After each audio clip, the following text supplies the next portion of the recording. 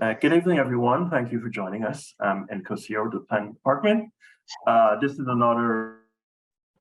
Nkosi, you're muted. Nkosi, I think everybody got muted. Yeah. Yeah.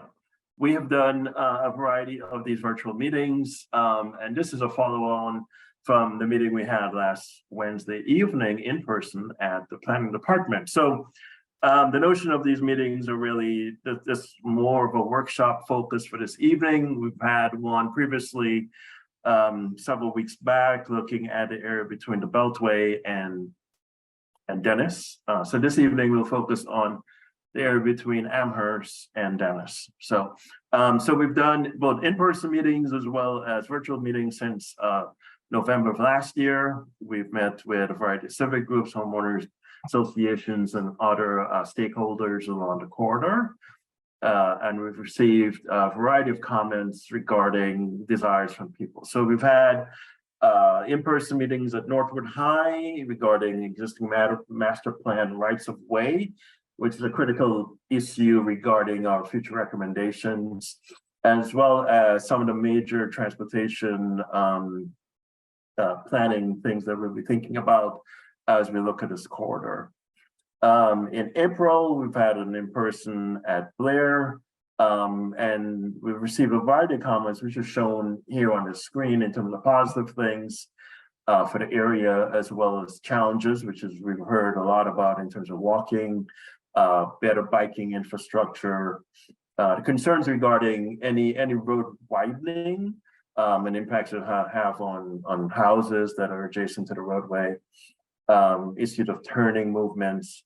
And then we've also heard things about positive things for people looking forward to in terms of the future that could happen here in terms of better walking environment for a variety of people that are in wheelchairs, people that are seniors, etc. Potential mixed-use developments at sort of key locations, sort of enhancement to existing parks and open spaces, and different ways to connect University Boulevard to other parts of the area. Next slide. So just in brief, we did a deep dive regarding the rights of way several meetings ago, but sort of an important sort of mile marker regarding thinking about, actually it was a critical issue regarding how we will think about a corridor. Today, based on prior plans, the existing public right-of-ways between 120 to 150 feet. The most recent transit corridors plan that was done several years back recommends 124 feet. But we were looking into that in terms of our recommendations. Next slide.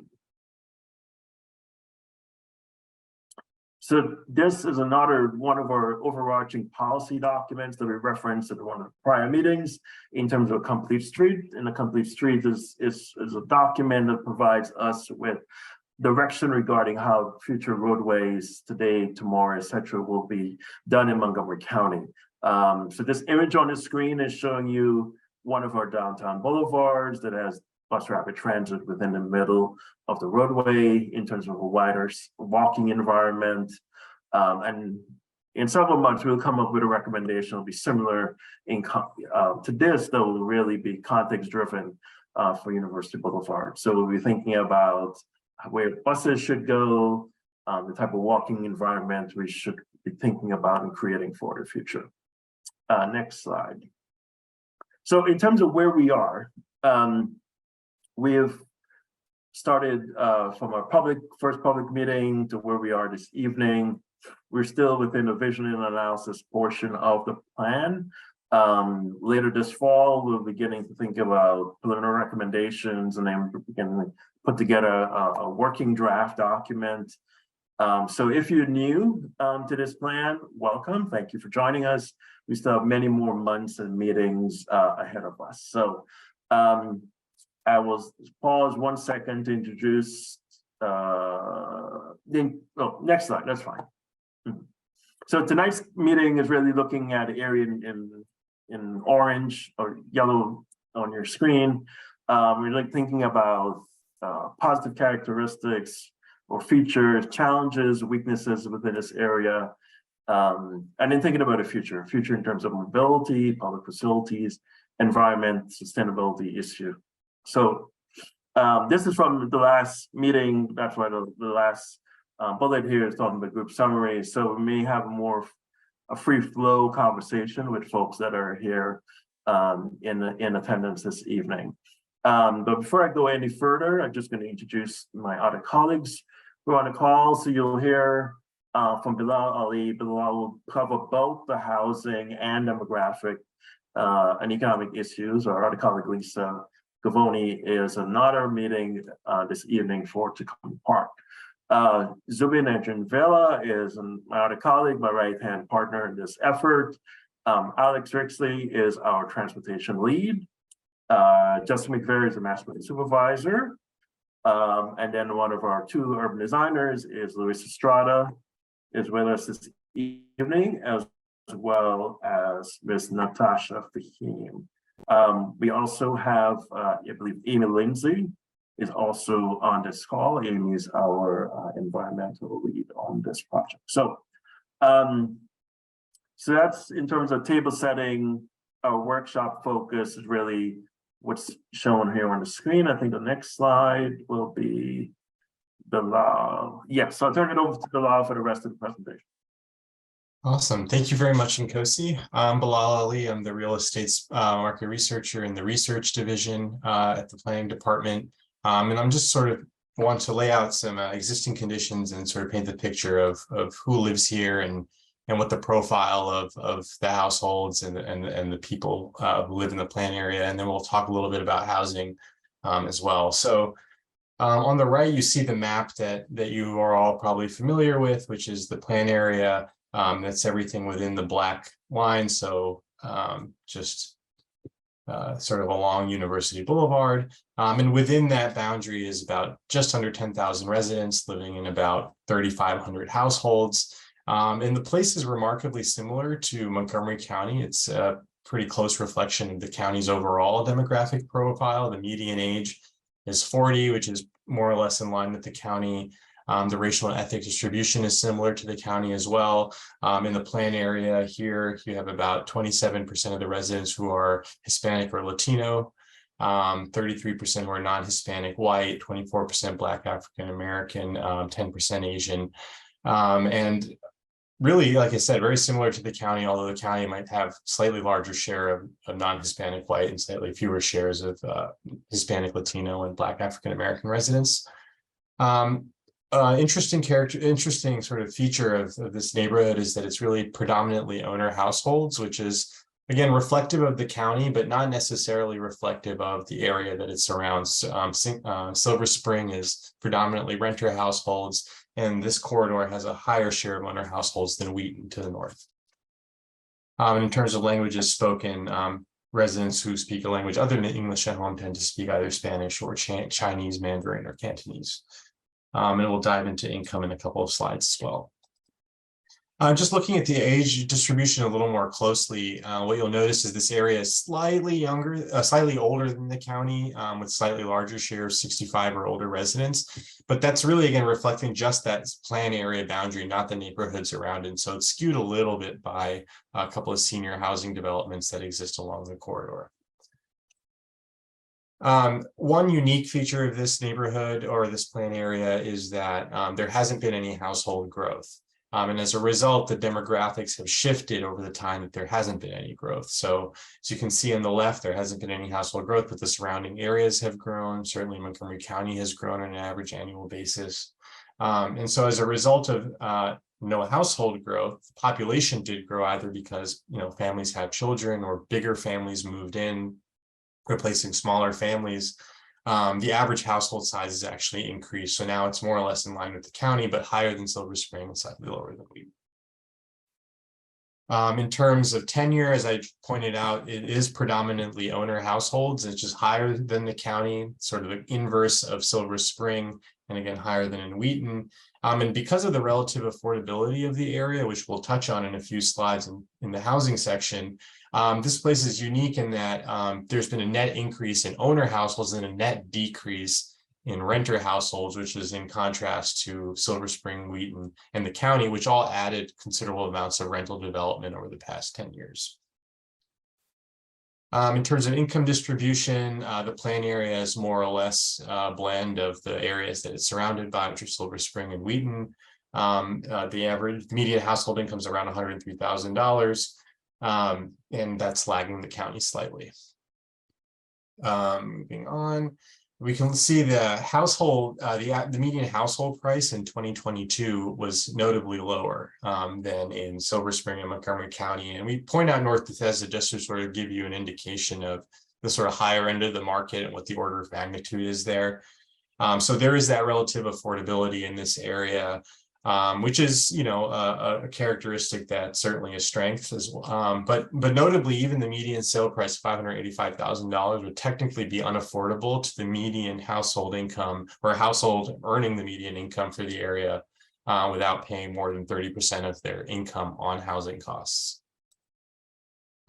Shifting gears a little bit to commercial development, this place, the plan area has really was all more or less developed by 1980. And certainly all developed by 2000, and again that more or less is in line with the residential development as well. And you can see that this is, you know, predominantly a single-family residential plan area, or the plan area is dominated by single-family residential development. In terms of the commercial development, it's actually mostly multifamily, which is considered commercial development. And if you remove the multifamily, it's the religious institutions that take up the largest amount of land area other than the single family homes, and just 10% of the commercial development in the area is retail, which is just under 1 million square feet.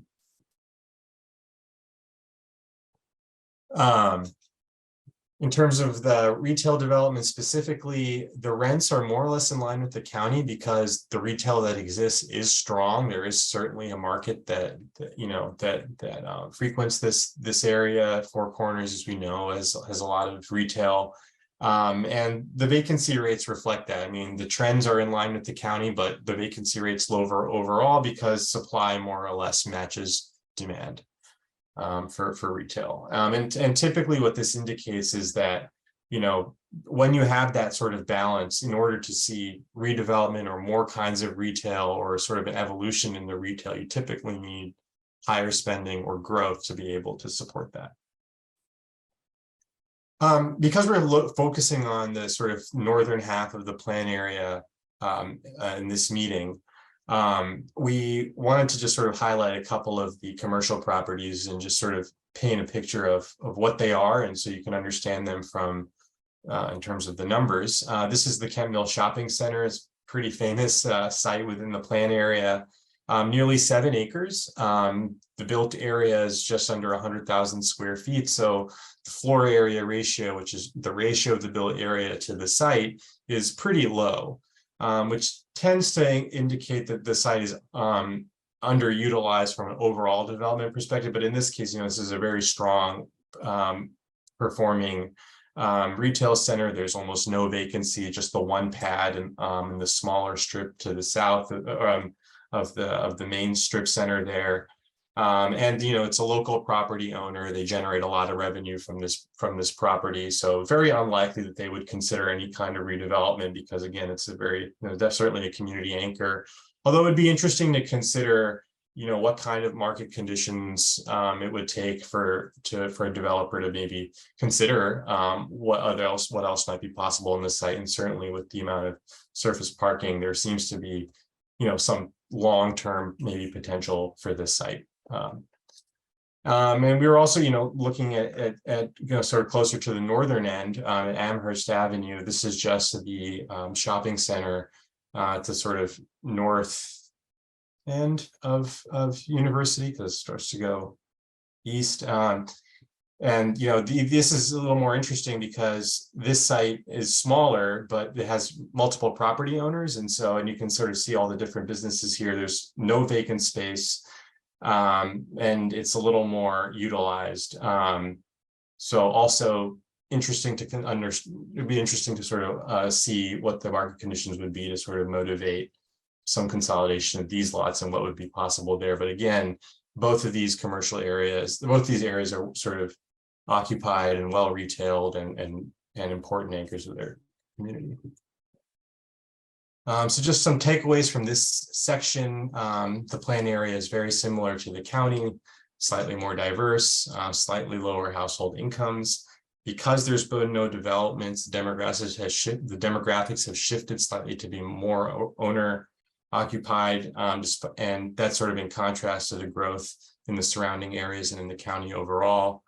And in order to sort of compete with the levels of retail development in Wheaton and Silver Spring, you tend to need more growth in this area in order to see any kinds of new retail or redevelopment of retail areas that exist in the plan area today. I'm going to shift gears now and talk about housing.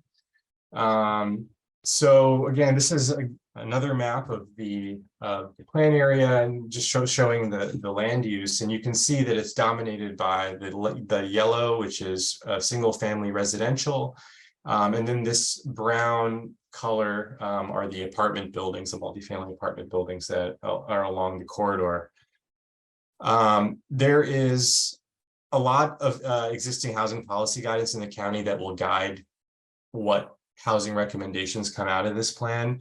But of course, the emphasis is on, reducing meeting the housing shortage, the affordability crisis, and taking an all-above approach to housing, which really means more types of housing in more places, and ensuring that there's enough affordable housing to meet demand.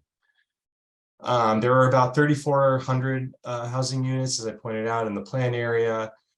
This includes a range of housing types, predominantly single-family detached, but some townhomes, and of course, the very large multifamily buildings that we pointed out as well, and that we'll talk about. And this area is generally characterized by its relative affordability to the rest of the county, or certainly the surrounding areas. In terms of single-family detached units, it's about half the housing stock, so pretty significant.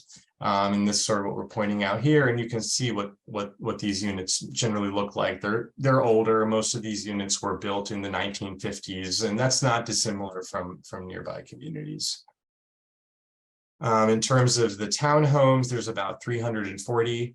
And interestingly, there's townhome development Pomander Court, which is actually an income restricted affordable development. So it's sort of an affordable housing type that doesn't exist as much in the county, and it helps to serve families and larger households that need an affordable unit. So this is a kind of housing diversity that is a strength of the community and something that we think we would want to encourage more of.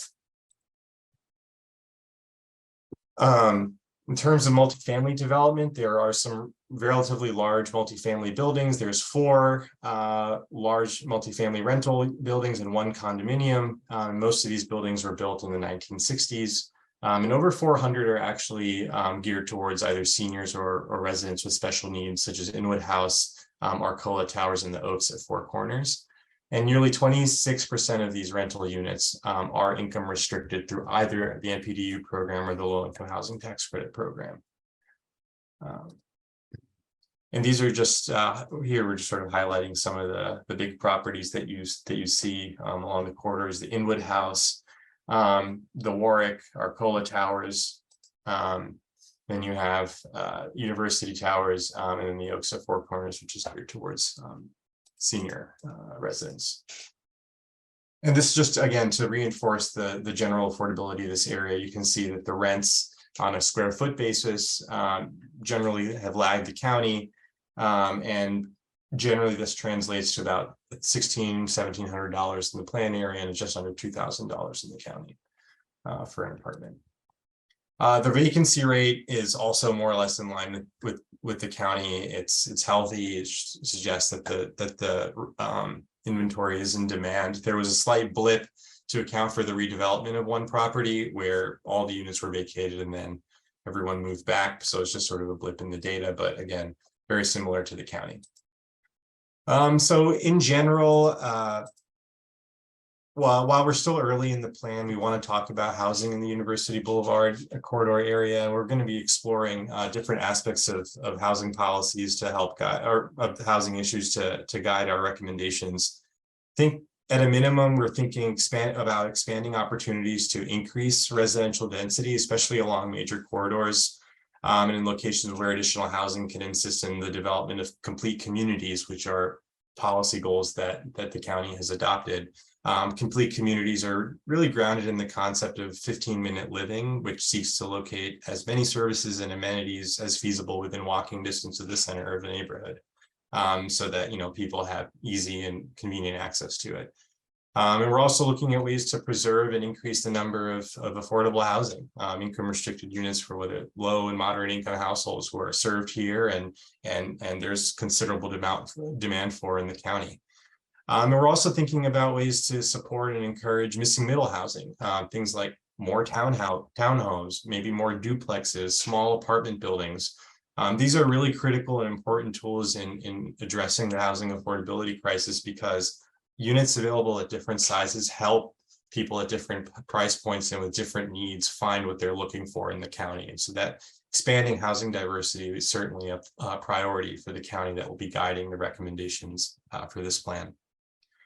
And with that, I think I'll turn it back over to Nkosi and Zubin. Thanks, Paul.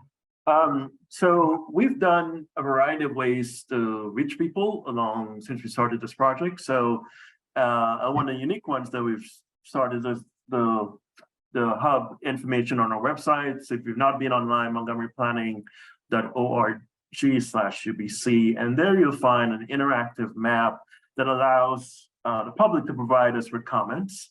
It's mobility focused, things about roadways and bikeways, etc. Safer crossings. So over time, a variety of residents have provided us with different comments, which has been wonderful. And these, as well as what we got from last time we met tonight as well, will begin sort of the foundations as some of our recommendations that we built it upon. So if you have not gone to this tool, please do. If you have other neighbors who are not aware of it, please provide them this link, and it will just place here in this chat. So it's another way again for us to listen and to understand what are some of the desires of the public. So next slide. So tonight, again, we were focusing in the sort of orange area of this map between Dennis and Amherst. We're going to be having another meeting. Likely, we're going to try to do it a little differently for the Parks Open Space Environment meeting. Likely, we haven't yet set a date on that, but it's likely to be in June. But we ideally want to have that like in the park setting. So the outdoors, and we have an alternative date if it rains. But that's a notion. And if you're, we post it on our website and be notified if you're on if you're not signed up for e-newsletter, please do that. Again, montgomeryplanning.org/UBC. As well, I normally send out an email blast of at least a couple of days before the meeting. So you'll also receive that as well. And then we also have another meeting regarding what we've heard, sort of summarizing the variety of things from the variety of public meetings or workshops, etc. that will be coming up later as well. That will be scheduled. So we're trying to get a couple of meetings before July, because July and August probably not the best times to have public meetings. But we wanted to at least get these two things on your radar. So next slide. So again, this is my contact information, phone number, email, as well as my colleague Subin's. So if you cannot get to me, you get to him, as well as the department's website. That this meeting will be posted on there, as the prior meetings have been as well. Next slide. So again, to reiterate, the workshop focus for this evening is thinking about positive characteristics within this area shown in blue, challenges as well, and then thinking also about the future. So it's one way of us actually understanding where our recommendations really will be influencing and impacting things regarding land use, mobility, public facilities, Historic preservation, if you have a particular building or area you want to see is be historically designated, you want to know something like that, that as well. And then next would be, okay. So this is a visual marker for the area. So between what's shown on the screen here, the white lines are the plan area boundary. University Boulevard running down the middle, and then Dennis Avenue to the bottom, Forest Knolls Elementary, and then right near to it is Northwood High. Next would be along Arcola. A portion of Arcola is included in the plan area as well. So on the multifamily that Bilal talked about, the Warwick University Towers is here on the screen as well, the Campbell Shopping Center, the Autumn Lake rehab facilities there as well. And then heading towards Wheaton, Cycle Creek, Inwood Avenue, the Inwood House. And then next slide would be, as we're going to the edge of the Wheaton Central Business District, Amherst Avenue, WTOP, Westchester Development, townhomes and single family built several years ago, Hartstone, a planned development built community, Wheaton Forest Local Park, as well as the Inwood House at Inwood and University Boulevard. So these are just some markers along the way. So if you're not visually familiar with some of these key landmarks, but these are key properties that we will be thinking about as we develop plans. So I think that's it in terms of slides. So we'll open it up for so it's an initial round of question and answer, clarifying questions that attendees may have, and then from there we'll turn it over to Zubin, who will deal with our workshop focus portion of the meeting. So Yeah, so thanks, Nkosi, thanks, Bilal. I have a few questions in the chat right now, but if you want to say out your own question, feel free to raise your hand and I'll unmute you. But the first question is for you, Bilal. There are actually two questions for you here, Bilal. One is, how can you say the corridor is predominantly owner-occupied when 4 high-rises on University comprise of thousands of residents, mostly renters? All of Warwick and Arcola Towers, and Arcola Towers, and 40% of UTC, which is University Towers, are renters. So. Am I unmuted? Yeah, that's just what the data shows. We're capturing quite a few single family homes within the plan boundary. The majority of the land use actually was that yellow color. I'm actually not sharing that here. Do we have a map here? Yeah, so it's actually, I mean, that's just, it is what the data, I mean, the buildings are tall, but I think they comprise approximately, the total is about, just to confirm, about 1,700, 1,300 multifamily units. Yeah, so compared to about, or out of 3,500, so that's about, yeah, 60 to, a third to 2/3 ratio. Thanks. Yeah, that makes sense because it's a majority, but not like an overwhelming majority. It's a 10% margin, I guess. Sure. So the next question is, of course, also about the vacancies in Campbell Shopping Center. The person asking this says that there are quite a few vacancies there. Apparently, there are signs from realtors advertising commercial vacancies. So could you speak to that a little bit? I can't speak to any recent for lease or to let signs there. This is the most up-to-date data that we have as of the Q2 of 2023, as reported by CoStar, which is a data vendor that we have access to as the planning department. And so they've only listed that one 2,500 square foot pad across the street. I think perhaps there might be some subleases I think there may be some space above the CVS that's there now. Possibly, but again, that would I mean, if it's a sublet, then somebody's already leasing the main space, so it's technically accounted for. But that's just the most recent data, and I think the Q3 data might be released in a month or so, and so that might be updated and it'd be interesting to monitor for sure. Thank you. And Jim, I see your hand up and I'm going to unmute you in a second, but I have a question from David that I'm just going to get out of the way before we move there. So can the grass field where WTOP Radio Towers is located be developed? That's behind the 7-Eleven and next to Westchester townhomes across from the Hearthstone. So I think that's for like Nkosi and Bilal. Yeah, I'll just say that we have been in conversations with WTOP, the property owner. They have use of the property today for the radio towers. They anticipate continuing to use it in the near term as well as the long term. However, as part of our work, we may explore potential possibilities of change for that over time. And that's going to be one of the recommendations we're going to be thinking about as we develop our plan recommendations later this year. Thank you. All right, Jim, I'm going to unmute you.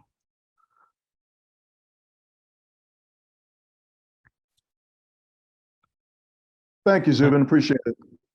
Quick question, and I know you guys have been asked this question beforehand, but specifically as it relates to this section that you're talking about, as you're probably well aware, and I know Luis and Jessica are aware, MCDOT is working on the Amherst Bikeway that's going to transverse actually the end of this UBC corridor project. And so I have two questions. One is specifically about that, the correlation of the bike path that's going to go through that, but then more overall, the coordination between planning, MCDOT, and SHA, and where are we really at with all of that? Thank you very much. Thank you.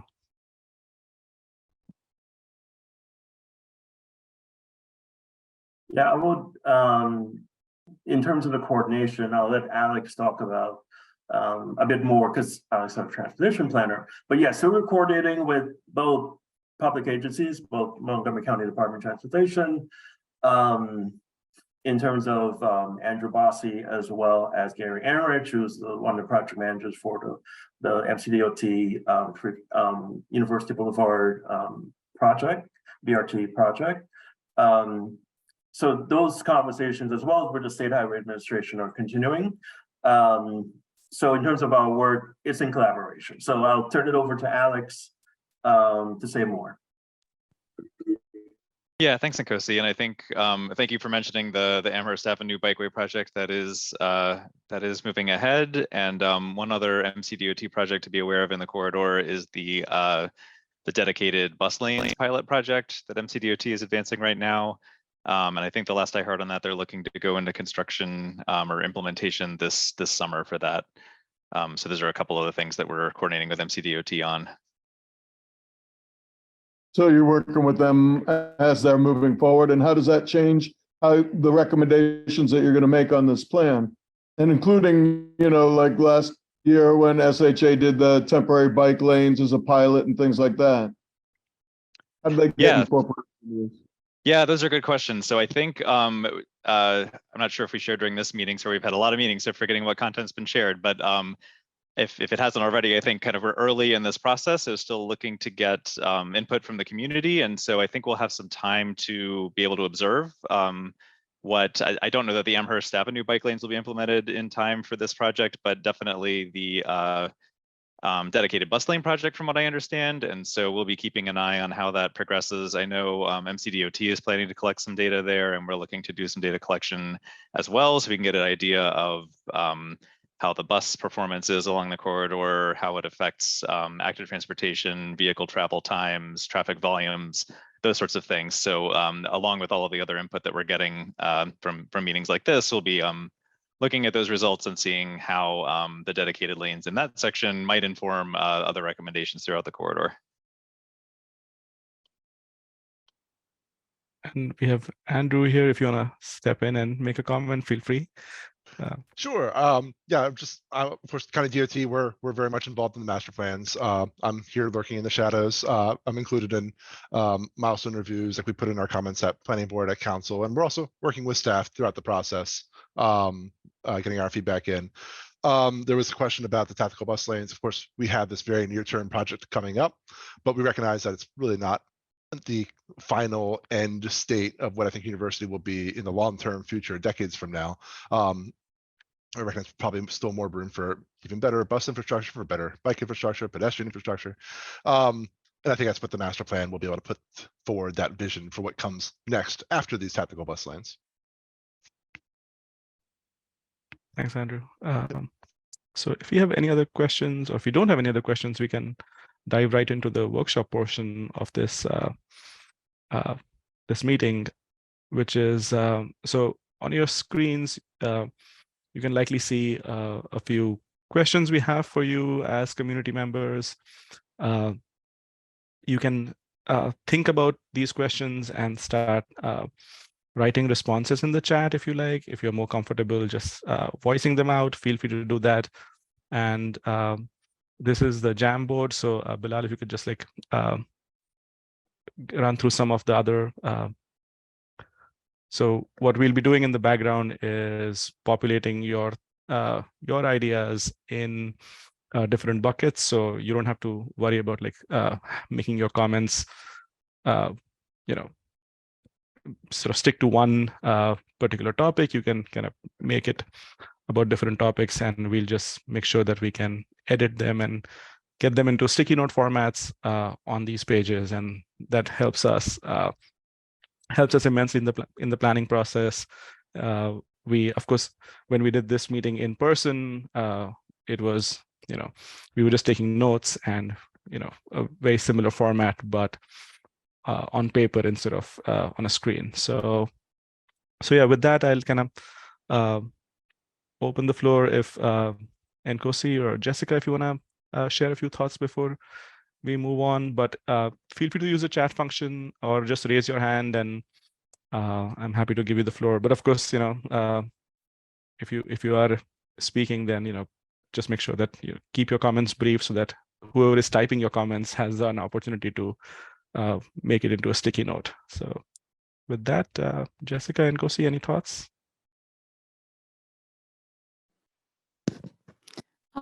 No, just thank you so much for being here tonight, and we look forward to hearing from you and the discussions that we have tonight.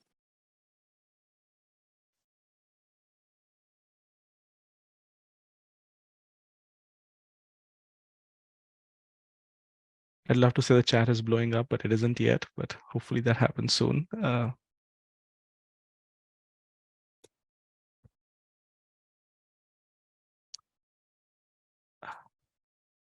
Go ahead, Dan, I'm going to unmute you. Hi, just a couple of comments. So first, I'm very much in favor of improving bike access and mobility access in general along the corridor. I mean, personally, a connection from Wheaton out to Colesville Road is important to me, and something I would use, and hopefully Colesville Road will also improve bike access.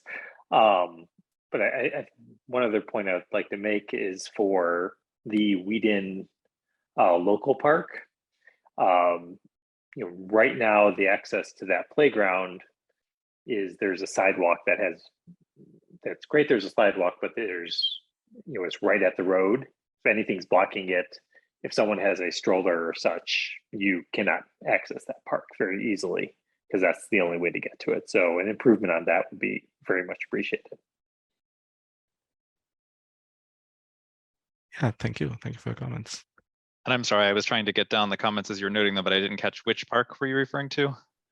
The Wheaton, I think it's Wheaton Local Park or Wheaton Forest Local Park. Mm-hmm. Great, thanks.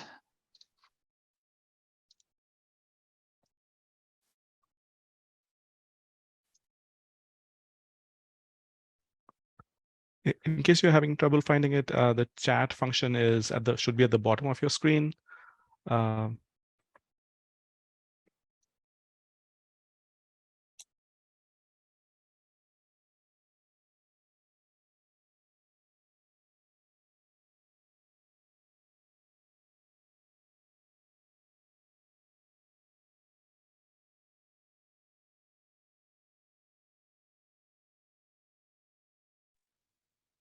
Sorry, I think you sent me to unmute again. Yeah, and so actually going back to bicycle access, I can have another comment, and I think it was reflected again going back to access for bicycling on Colesville Road. The ability to make a left turn on to Dennis going east is also important for that. Thank you.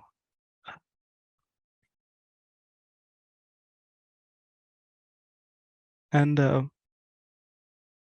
Bilal, just to like sort of get the creative juices flowing, I was wondering if we could share what we heard in the in-person meeting. So if you go to that that board, it should be towards the end of this. So hopefully you can read some of these comments, and if you're having trouble, please let us know. We'll be happy to sort of recap them for you. But these were things we heard during our in-person meeting, and it was very interesting because we had a very diverse audience, not just from where they were from within the neighborhoods, but also from in terms of age. We had a middle schooler who was there and made some very interesting comments and conversations. So from like 8 to 80 is the age group I think we hosted that evening. But I have a comment here that I'm actually going to just copy. I think because I messaged the person, it ended up in my it was directly messaged to me, but thank you for the comment, so I appreciate it. So that comment that you see, it's not from me, it's from one of our residents. But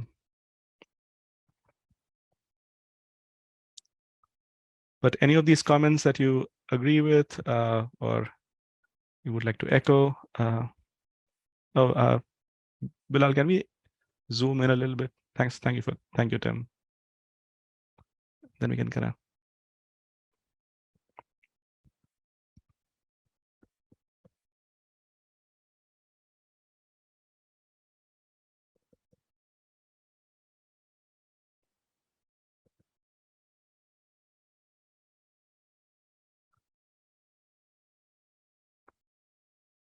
Well, since you're driving the screen, do you want to quickly recap them? I'll unmute you.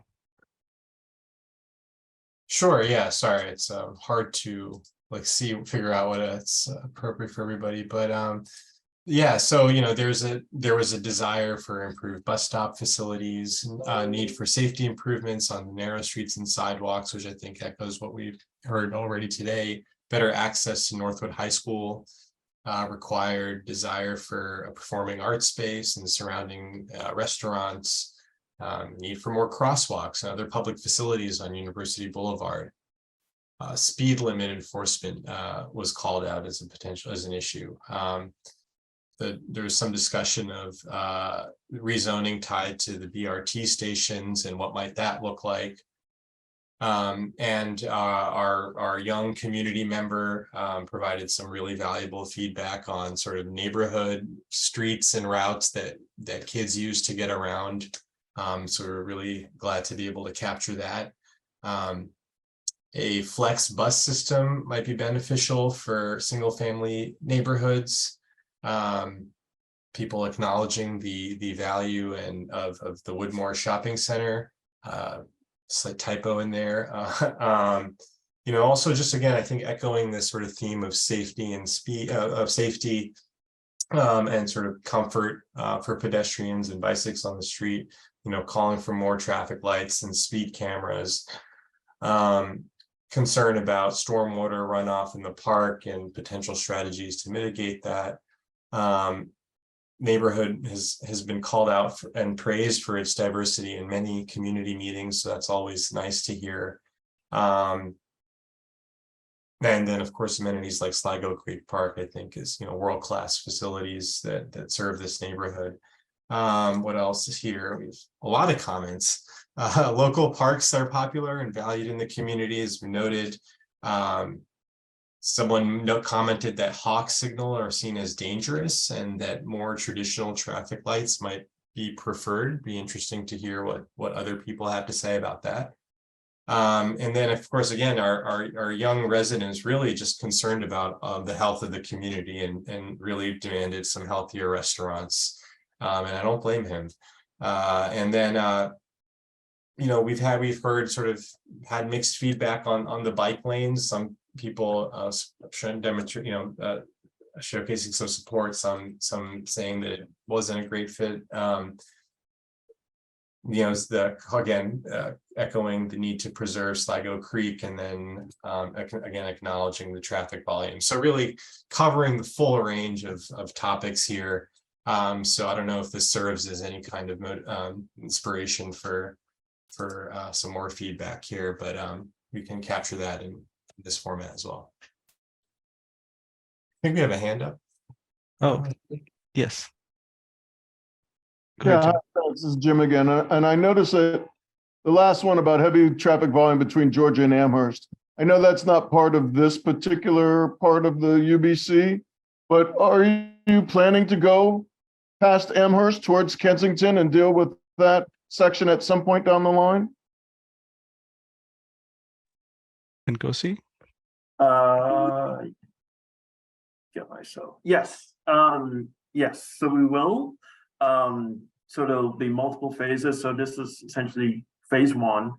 We'll do the down county area south to the Beltway. My colleagues in the down county team, they're beginning the process of getting going in that area later this year, into next year. And then eventually after we wrapped up this phase, and then we'll shift from Amherst into Kensington. So that's to come. Thank you. Thanks. Sorry, you said time frame. You didn't really mention a time frame. You're thinking a couple of years down the line, or? It's gonna be a while. This plan that we're working on now is gonna run into 24, and we've not. Yes, it's gonna be at least a couple of years out, given the other priorities on the master plan work program.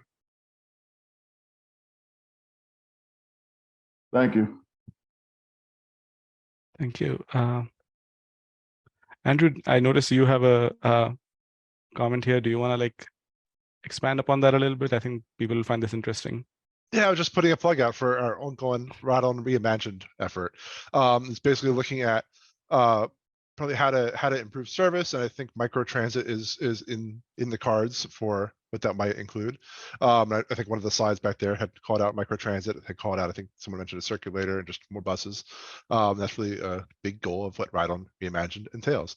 Also, of course, just branding and trying to make it more user-friendly, more accessible, easier to understand where everything goes and how to use the system. Like I said, the website I put in the chat, I think from your viewpoint, probably doesn't really have much of interest. Some of you might just be curious what's going on, but there'll be more information. I hope, I haven't been too involved with it, but I think it's supposed to have more information coming out later this year, possibly this summer. It might be this autumn, I forget, but that website will be the place to watch. And there'll be a lot of public outreach when that time comes. I think they're going to kick that into high gear. I think later this year.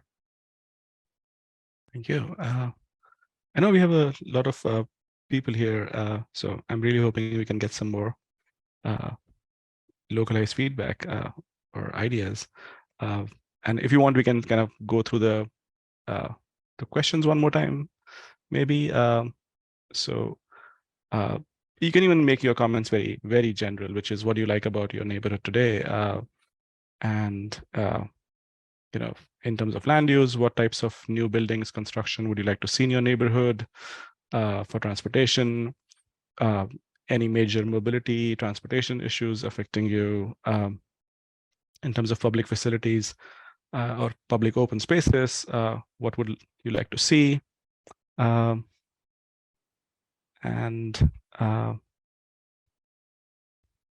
also in terms of environment, do you have any environmental concerns in the neighborhood?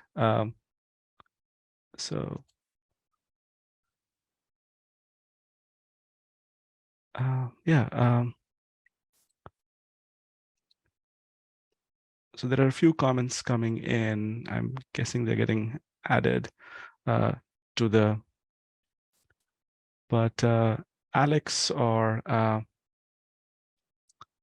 Nkosi, if you want to jump in and address some of these comments, please do so. Yes, Dan, I'm going to unmute you. Thanks. I feel like I'm talking a lot, but that's fine. No. Yeah, so I think, as far as access, from a pedestrian standpoint, the area walking, so if you're heading down to Sligo Creek, coming from downtown Wheaton, that area right before Sligo Creek, that sidewalk, I think is, that's another part of the high stress area, just because basically you have a steep hill on one side, the other side you're in traffic. I think that's an area that is definitely, on the high stress area. And I think that again goes towards the comments of, access to Northwood High School and such. And I would just want to add my comment to the comment of the bike lanes seemed dangerous. I use them on a fairly regular basis, and they were pretty fantastic to me as someone using them. So, Thank you.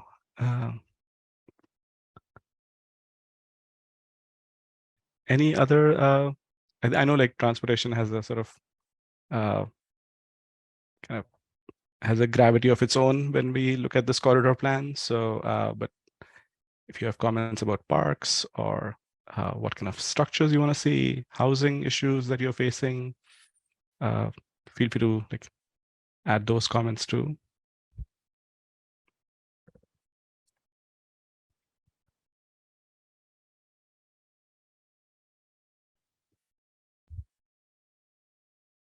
Zubin, I'll just respond to the comment in the chat from David regarding the cut-through traffic in the Hartstone development. So thank you for bringing that to our attention. And as we get more into our recommendations, we'll be thinking about potential solutions that we could probably address as part of the plan, but obviously there'll probably be some other things that we need to consider as well in the near term regarding that particular issue.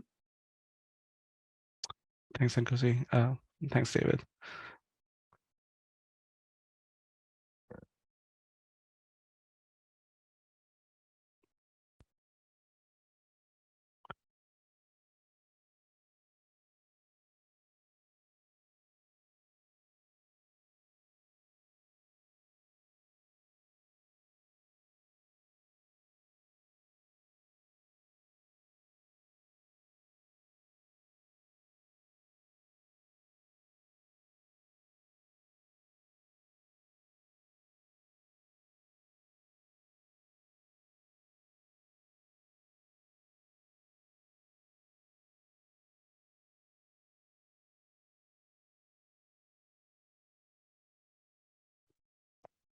Yeah, David also mentions that he'd like to see a pedestrian light signal in front of the Hartstone. People are crossing the median to cut across University Boulevard and not walking up to Amherst across the highway.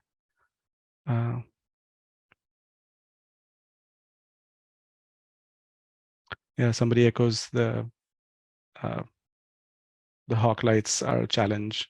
The comment that we have heard in a few meetings so far. But at the same time, crosswalks without traffic lights don't work on University Boulevard. So any crosswalk needs accompanying light. Absolutely, yeah.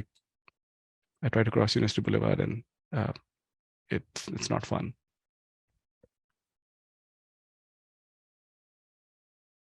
But yeah, we're also curious about your other thoughts on like public facilities or parks, something you'd like to see in the neighborhood, something which forces you to travel a little further than you would like to, but you'd like to see in your neighborhood maybe.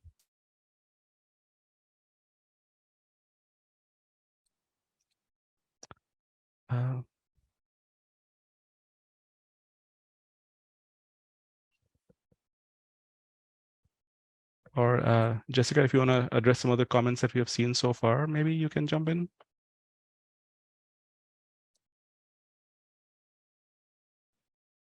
Sure. But I do see that Dan has his hand raised, so I'm not sure if that's from before or if you have a comment that you'd like to share or add.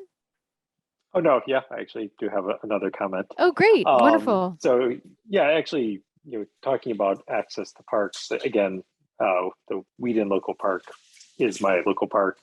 One of the things that I think would improve like the quality and use of that park is some type of, natural screening from the noise and the traffic on University, either, trees and such.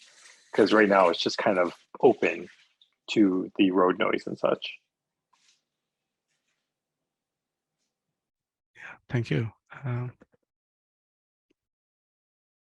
Clarify, you're speaking about Wheaton Forest Local Park, correct? Yeah, sorry. Yes. Okay. No. Yeah.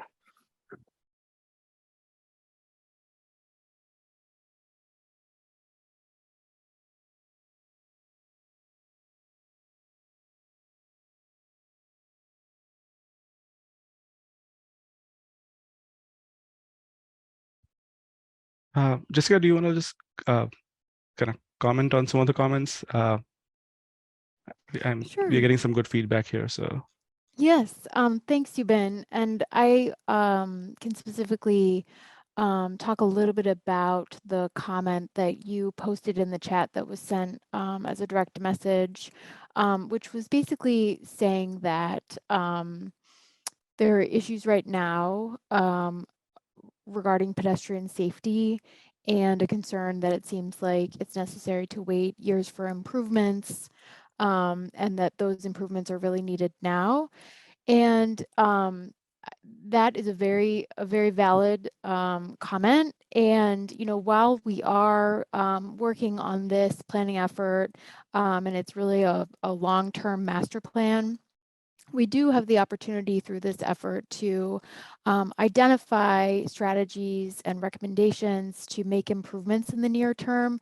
And that's really something that we can do in close collaboration with our colleagues at MCDOT and SHA. We did a corridor plan for Veers Mill Road a couple of years ago. And while we had in that plan a long-term vision for the roadway, we also identified, based on really close community coordination, like some of the conversations that we've been having through this planning effort, that there were immediate needs, and through that community feedback, through those conversations, we were able to work closely with our partners at MCDOT and MDOT-SHA to get some of those improvements in place. So if you travel Veers Mill Road, you may have noticed a new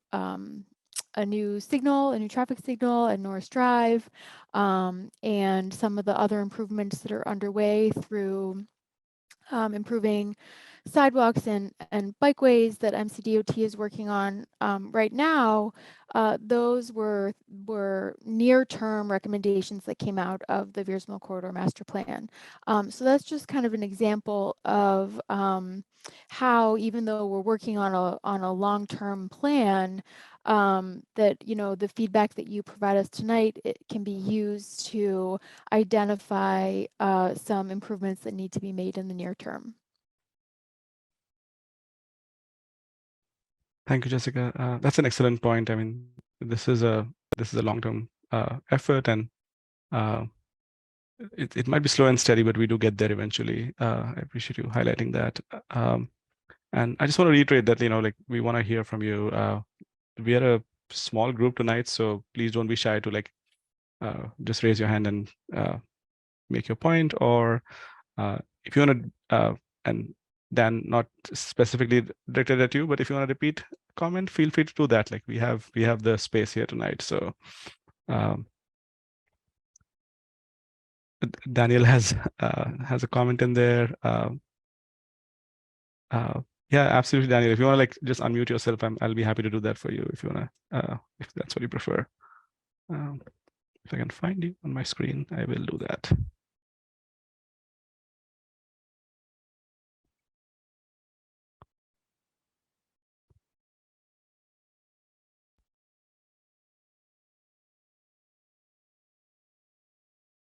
All right, while we wait for Daniel,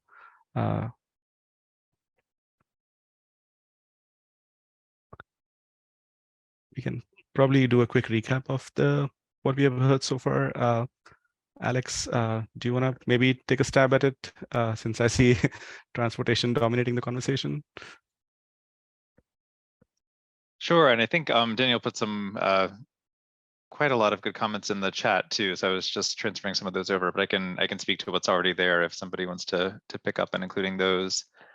So I think we heard several comments about pedestrian and bike connectivity along the corridor and also the destinations along the corridor.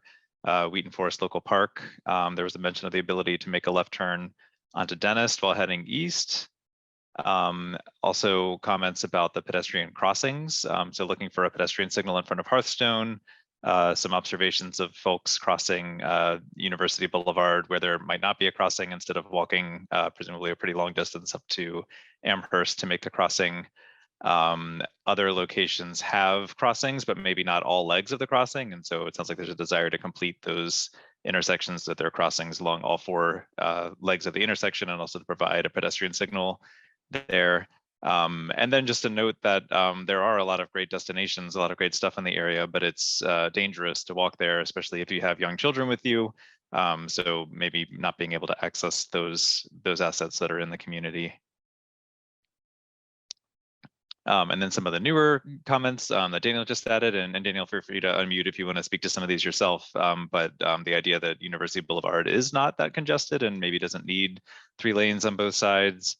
A desire for buffered sidewalks, which is definitely something we can look into, kind of putting some space between pedestrians and the moving traffic. And then specifically a comment to include things that will stop cars. So maybe some sort of physical separation.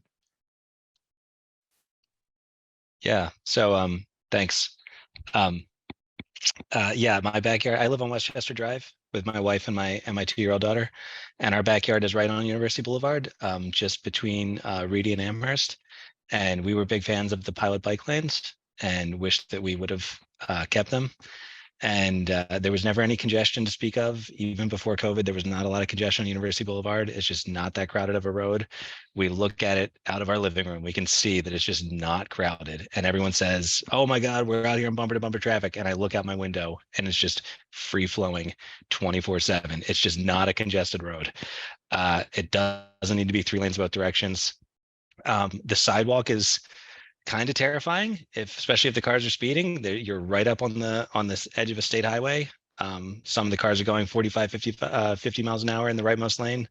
Of course, at night, sometimes they go much faster.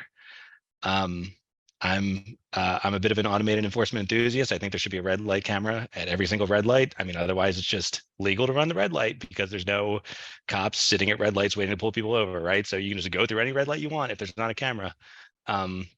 There should be speed cameras everywhere. I think there's one between Gable and Dennis, but that doesn't do a whole lot for us over here between Reedy and Amherst. We could use them everywhere. And maybe this needs like state enabling legislation, but run of the road cameras are like average distance cameras, where you put a camera at one end and then a mile later you put another camera. Calculate the average speed between the 2 points so that you can't drive. You don't just slow down for the one camera at Gable and Kennington. You have to drive 35 miles an hour between the entire stretch of, Georgia to Colesville or whatever it would be. What else? Zoning. I mean, I'm kind of an extremist. I don't think there should be zoning like at all. I think if people want to build a corner grocery store in the area, they should be able to do that. I think there should be mixed use zoning everywhere. I don't think you should ever tell anybody that they're going to build too many apartments on a certain plot of land. They should just go ahead and be allowed to build those apartments. Housing is expensive for a reason, supply and demand, right? People should be allowed to build what they want, within some reason. I mean, maybe like some zoning, but way less than we have now. It's way too strict. People should be allowed to be building a lot more stuff, especially commercial, to be mixed in here. We have we can walk to the Safeway if we want groceries. There's a 7-Eleven, but I mean, people should be able to just knock down. If you want to be able to buy up a whole bunch of houses and knock them down and put in a, a grocery store with 8 floors of apartments on top of it, I think you should be allowed to do that. And I think it would be great in this area. There's probably people screaming at their laptops right now who think I'm crazy. So that's fine. What else was I saying? Oh, the bus lane plan, that's fine. But if you don't put any kind of camera to make sure people don't just drive in the bus lane, people are just going to drive in the bus lane. They're not going to be deterred. They're going to be like, hey, here's a nice wide open lane where I can drive 60 miles an hour on the right side of University Boulevard that nobody's in, right? So if you don't put any kind of enforcement on the bus lane, people are going to drive in the bus lane. I think somebody made a comment about plans. I think there was the Natalie Fanny Gonzalez meeting at the library recently. Somebody mentioned, there was like a Wheaton area sector plan that passed in 2013, and there's been like 0 action taken on that plan. So I think we're good with the plans. Let's start with the doing, so the planning is fine. I'm talking to a lot of people from the planning department. Great work on the plan. We need the action department to start doing the action now that the plan is done. And now we're coming up with like another University Boulevard Corridor Plan. So, I mean, I'm just kind of hoping that the plan leads to some actual action. And I know that, maybe there was 8 years of a Republican who didn't want to do certain stuff or didn't want to cooperate on state highway or whatever. Well, now that person's gone. So maybe there could be some action that happens there. What else do I want to say? Any other comments? My wife is here with me. Yeah, I think no, we'd love to hear from her too. I will say, like, we might have had a hard time like capturing all these comments, so we may request you to like repeat them if needed, if somebody had a hard time. But yeah, we'd love to hear from your wife too. Thanks.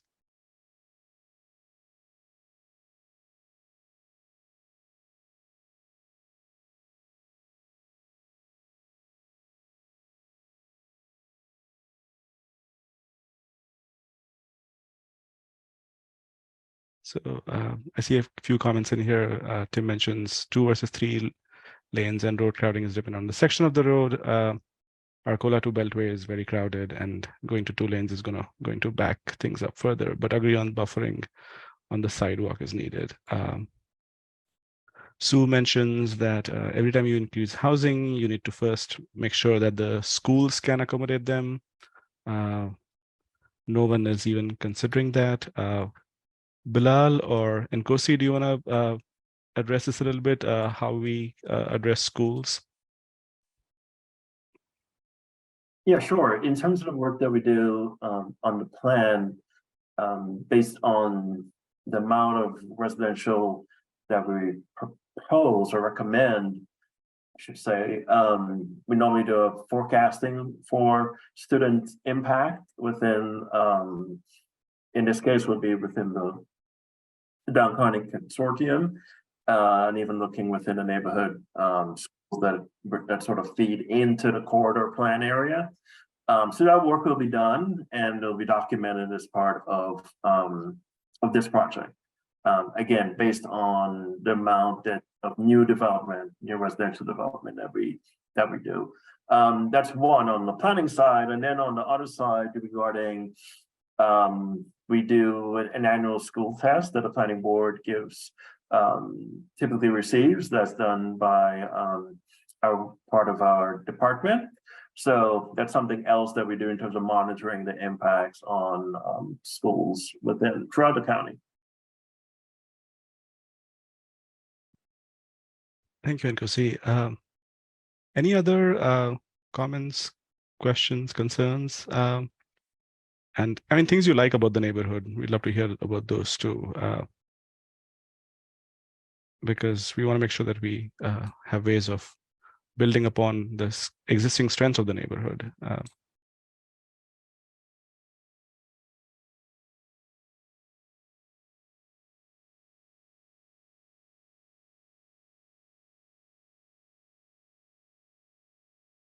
It's also interesting to maybe pick on that comment about different types of uses. Like, are there specific things that you think, Daniel, that you think are missing in the area? You mentioned a convenience store perhaps, but are there other things that you think would help to improve the availability or the diversity of retail in the neighborhood?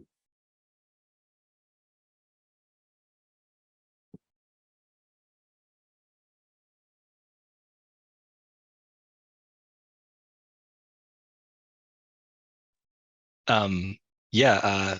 If I like the only participant here is not from the planning department, I don't, I don't actually know. So you keep calling on me. Yeah, I mean, if you were to zone for mixed use, like I just put a comment in, I was just talking to a friend of mine on the red line last week, and he and I were saying, this is the last affordable area on the red line. And I mean, like maybe Glenmont, Twin Brook a little bit, Shady Grove maybe. But this is a great place for young families to move because it's affordable and it's convenient, and it's not going to stay that way if we just stick with R60 or R90 zoning or whatever, and we don't allow the supply to meet the demand. So and if you asked about supporting retail, I mean, I'm very against like being overly prescriptive about what goes where. I think you should just loosen it up, and whatever people feel will succeed in a certain area, they should just put in. So I think if you allow the housing density to be there, the density of customers to be there, like, I'm an economist, so it's just, that's the way I'm going to feel about it. I'm not going to feel like there should be this top-down approach. You should just let people do what they want to do and not try to predict. And if someone wants to open a 7-Eleven, they can open a 7, I go to the 7-Eleven a fair amount. It's a nice place. But if someone wants to open a Walgreens or whatever over on this side of University or on this side of Georgia, I think they should be allowed to do that. It's like fairly walkable to the Kent Mill Shopping Center, but it's a little bit far from where we are to kind of like go back through the trail and everything to get there. It's not super convenient. So I think, if you let people do it, that it'll happen. So I think if you just loosen the rules and allow there to be more development, I think it'll be great. It'll be affordable. It'll be convenient, and people want to live here because it's a great place. So, do you have anything to add? Okay, that's all. Thanks. Thank you. Oh, David mentions in the comments that it would be nice if the Safeway went back to being 24 hours a day. So, and yeah, Amy and appreciates Daniel, that. I see your comment about the intersection in front of Hearthstone being used for illegal left turns on University Boulevard. That's something we'll be thinking about throughout the plan area as well. I know there are a number of these median breaks where it's either completely unrestricted or there are restrictions in only one direction. And with 6 lanes of traffic to contend with, sometimes making a left across that traffic can be really difficult or even dangerous. So we'll be thinking about that and possibly making recommendations for closing some of those or thinking about full signals to accommodate those turns. That's something we'll be looking into. I think there's no left turn sign there because it's probably so obvious that you're not supposed to turn left there because the intersection is far to the left, not far to the left, but like, 15 feet to the left of that, that driveway coming out. And it is only wide enough to accommodate the left turners coming west on University to turn onto King George or to make the U back on the University. But every day you see people just make that left turn to go to the Taco Bell or whatever, or to go down to Wheaton when they should just be going up Reedy to Amherst and using the light. But I guess they don't want to wait for the light. So it's already like, people talk about like, oh, we should just like redesign the roads to make it narrower. And then people won't do that. It's already narrow and people do it, right? So I don't know what you're going to do. I mean, that full traffic light maybe would be overkill. Oh, another thing, speaking of full traffic light, Reedy and University, people run that red light all the time because they just expect it to be flashing yellow all the time. I hate walking through there. In my opinion, it is safer for me as a grown adult to just jaywalk on University, use the median street trees to protect myself instead of waiting for that red light that drivers do not respect. The only way that I can expect them to stop is if cars have already stopped and they see, oh, it's red right now, I'll stop. But just like, driving down the road, coming around that bend, heading eastbound, coming by those, those white townhouses in the Hearthstone, coming around the bend, the traffic light's right in front of them, looking at their phones, they just sail right through that red light if they're the only one there. Okay. And then coming westbound, they'll just run it. They'll see it turning red and they'll just hit the gas and they'll go through like, 4 seconds after it's changed. So maybe that needs to be a full signal all the time, but that light is not respected. Yeah, thanks for sharing Thanks. that. Yeah, I'm going to unmute Tim. Go ahead, Tim. There we go. I think I would disagree with the prior comment on opening zoning completely. I think you do need the restrictions in the area. Otherwise, we're sort of I would say we're on the cusp of a lot of things that if you just had unrestricted planning, we could tip over very quickly on traffic, on schools, and where do you set the limits, like for green spaces and things like that. So I think careful planning is really needed in this whole corridor, so that we don't end up with a lot of overcrowding and unanticipated consequences.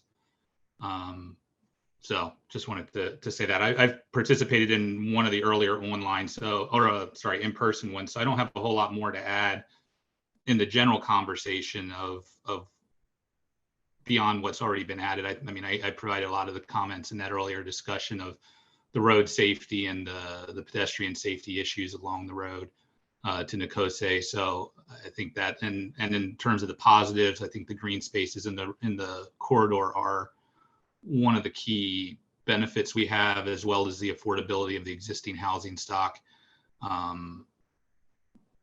So I think I'll just make those comments on those two things. We'll see what the bus lanes do in terms of both if there's any increase in traffic congestion by losing the lanes or not. I think for that stretch, we probably won't see it very much. As I said in the comment box, the traffic congestion really is more either Arcola or starting at Dennis and heading towards 29 in the Beltway is where the traffic congestion is particularly bad, I think, on the corridor. Having more bus service, more frequent bus service. I mentioned this one previously to the folks at the planning board, I think would be more beneficial necessarily than the dedicated lanes. Just having more frequent bus service, I think is the better option to get people to use it. Thank you. Hi, and Luis Estrada, I'm one of the urban designers in the team, and then I just wanted to jump in into this conversation because there's a couple of very interesting opposing ideas being put on the table, and we'll of course be looking at all of this as part of the work that we're going to be doing in the corridor. The bigger challenge in here about whether change happens and where it happens is the realization that the corridor is built out. I mean, there is construction pretty much everywhere in the corridor. So when we talk about changes and potential changes and the idea that multifamily residential will be a good thing in central portions of the corridor, is the question is, where do you put it? And what do you rezone for change? The same way that a lot of the folks who are on the call probably really like the homes that they're living on right now. It's the same case for pretty much everyone who lives in the corridors. So it is going to be a challenge to sort of keep this conversation going, to try to understand where to intensify uses in the corridor. I mean, our notion is always to try to bring intensity to locations that are near potential mass transit stops. Like if there's a bus stop that is coming or a BRT stop that is coming, we would like to be able to support transit ridership by intensifying uses at that location, but understanding that there is a lot of single family residential that's already in place. You know, the notion of change in the corridor is a little complicated one. So I just want everybody who's contributing these really interesting ideas to the conversation to keep in mind the challenge that's involved in making a recommendation that would change the making of the corridor and the land uses on the corridor. Just because everybody has invested so much into their homes today, who gets displaced and how do you make those decisions? That's a difficult conversation to have, and I just wanted to throw out there that part of the challenge that we will have to deal with.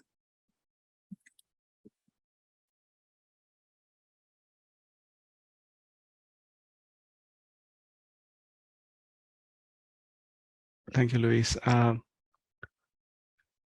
see we have some more comments.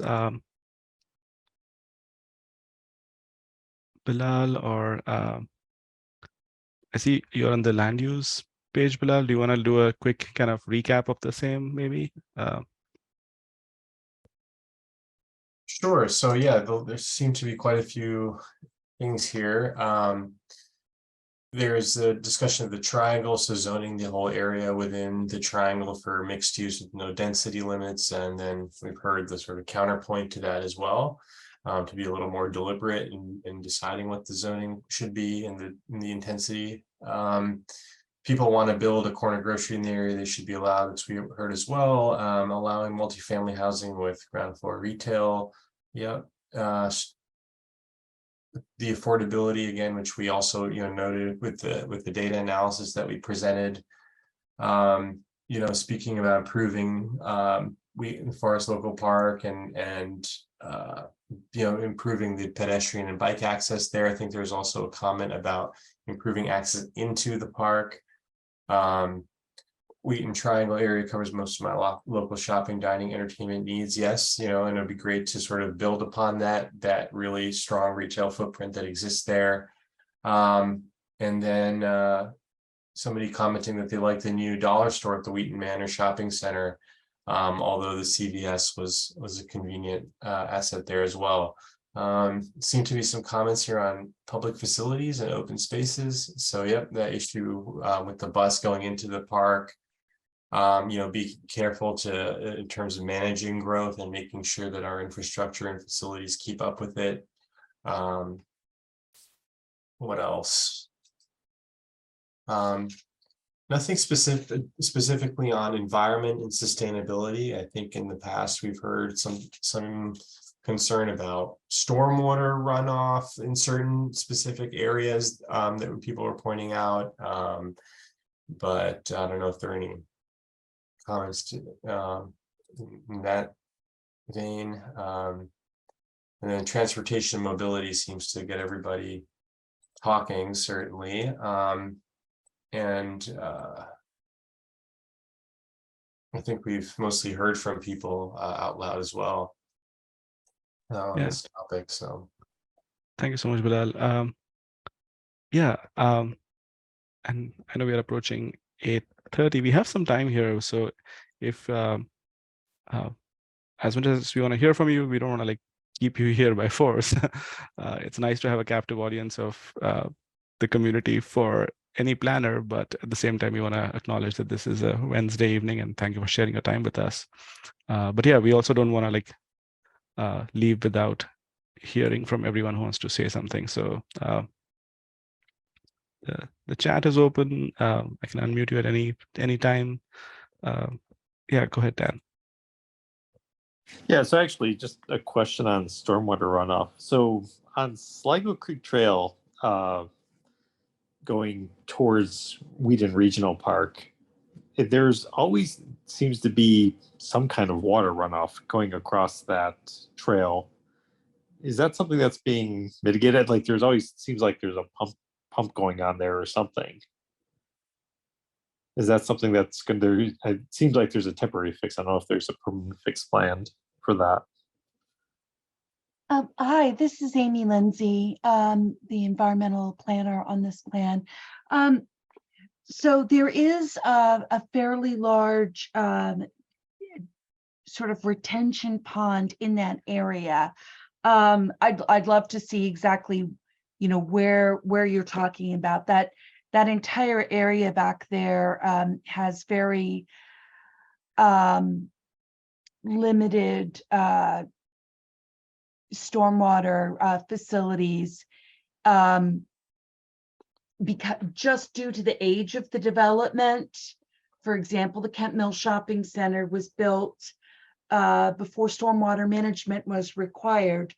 So one of the aspects of the plan will be identifying locations for retrofits and seeing what measures can be taken to reduce flooding on University Boulevard. The county currently has a study going right now looking at that, and that intersection with Sligo Creek Parkway was identified as a location of flooding. But that is something we'll be taking a look at.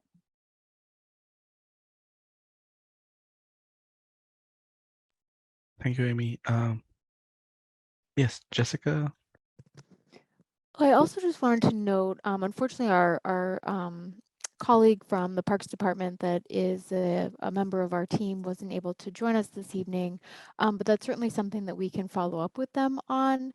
Montgomery Parks did recently complete a drainage and trail improvement project in that location, I believe, and so we can follow up and confirm that with them.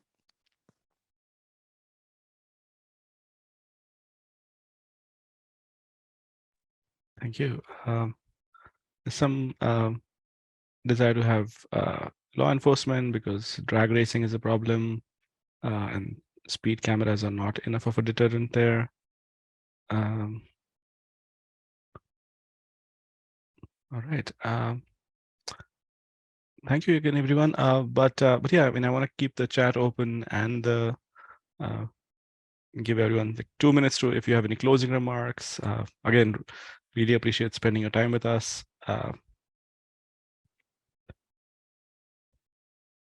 But if we have nothing further, we'll of course share what we have heard so far, not just from this meeting, but from all our meetings sometime in June. We'll do a comprehensive recap of everything we have heard so far.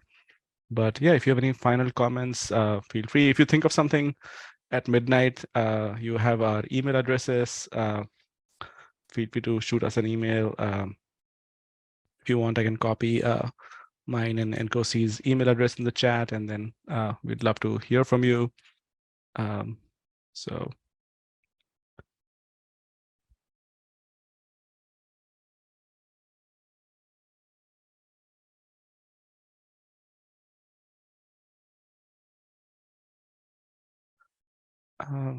Daniel, go ahead.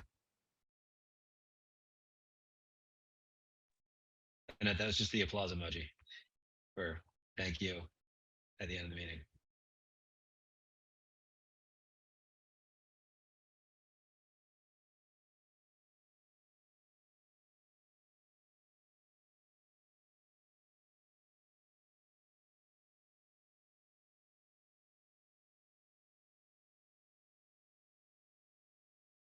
I was trying to put the email in there, but it's not pasting cleanly. All right. Thank you, everyone. I think, again, good night and take care. We'll see you for the next one. Thanks a lot.